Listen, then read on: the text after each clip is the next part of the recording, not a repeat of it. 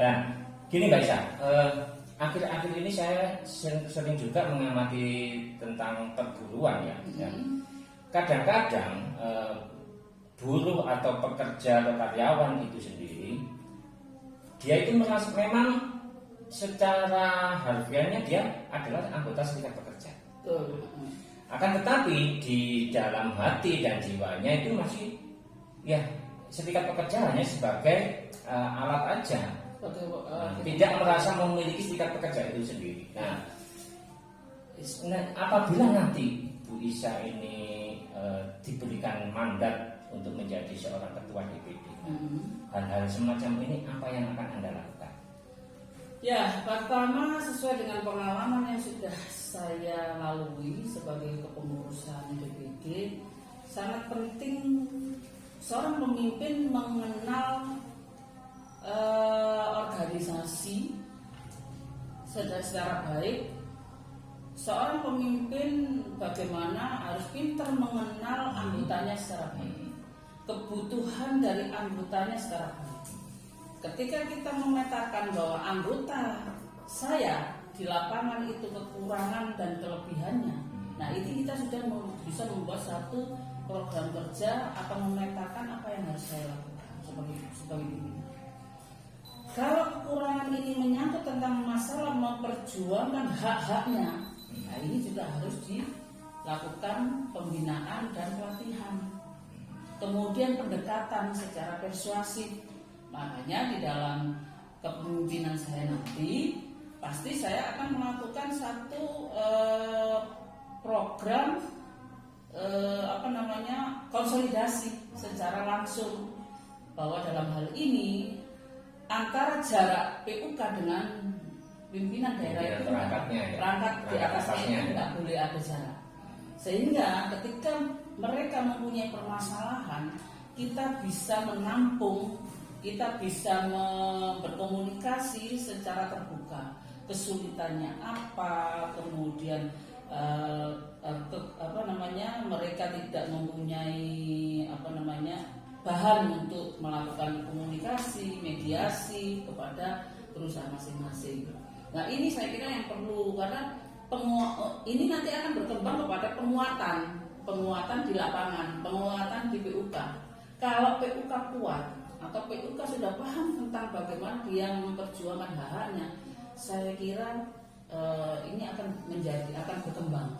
SPKM ini akan berkembang, akan dilihat bahwa serikat pekerja tidak hanya pintar menuntut hak, tapi serikat pekerja juga bisa membuat satu fenomena, satu kondisi bekerja sama dan bermitra secara baik dengan pihak usaha. Jadi intinya ketika menyelesaikan masalah jangan selalu mengarah kepada kekerasan dulu dari penuntutan itu. Jadi kita harus membicarakan secara baik, kemudian kita mengedukasi mereka bagaimana berkomunikasi secara baik, memakai dasar-dasar yang benar, kemudian pendekatan secara terus-menerus. Sehingga karena kadang perusahaan itu tidak paham, mereka hanya pahamnya adalah keuntungan, tapi tidak paham tentang kalau dia tidak melihat dari sisi hak-hak karyawan itu harus dipenuhi, ini akan berkonflik terus. Jadi itu yang harus digarisbawahi ya Mas Abang, bahwa edukasi kepada teman-teman di bawah tentang bagaimana sebagai pengurus yang membawa dalam ruang komunikasi yang baik, kemudian menghasilkan kemitraan yang baik dengan perusahaan, apalagi itu tempat kerja mereka. Ini hal-hal yang ini ilmu organisasi yang paling tinggi menurut saya. Karena kalau mereka jarang berkonflik yang nantinya akhirnya ke PHI, akhirnya ke pengadilan, itu mereka akan sehat. Kalau mereka tidak memahami tentang aturan, larinya kepada hukum ya kita juga harus melawan juga. Tapi itu bukan jalan satu-satunya.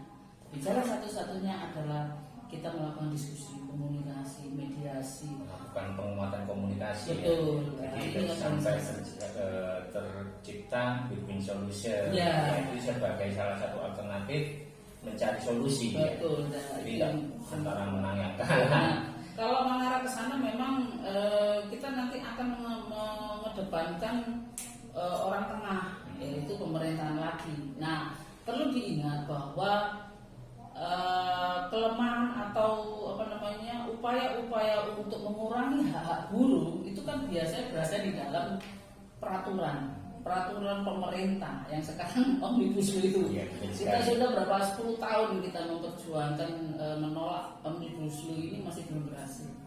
Dari sini kita melihat satu gambaran bahwa pemerintah itu berpihaknya kepada kita itu maksimal atau minimal kan. Nah, ini yang memang harus kita sikapi secara cerdas. Dalam arti bahwa kita harus kembali lagi kepada penguatan dan pengembangan teman-teman di BUK untuk selalu melakukan upaya penyelesaian secara persuasif, secara komunikatif, kemudian juga konflik ya. Meminimalisir itu lah. Saya belum Iya. Terlalu lelah ini. Ya, karena tadi malam aja sudah jam 2 itu. Memang aktivis itu jadwalnya padat sekali. Ya, padat untuk memang memikirkan bagaimana organisasi ini bisa mandiri dan terbuka dan tanggung jawab. Jadi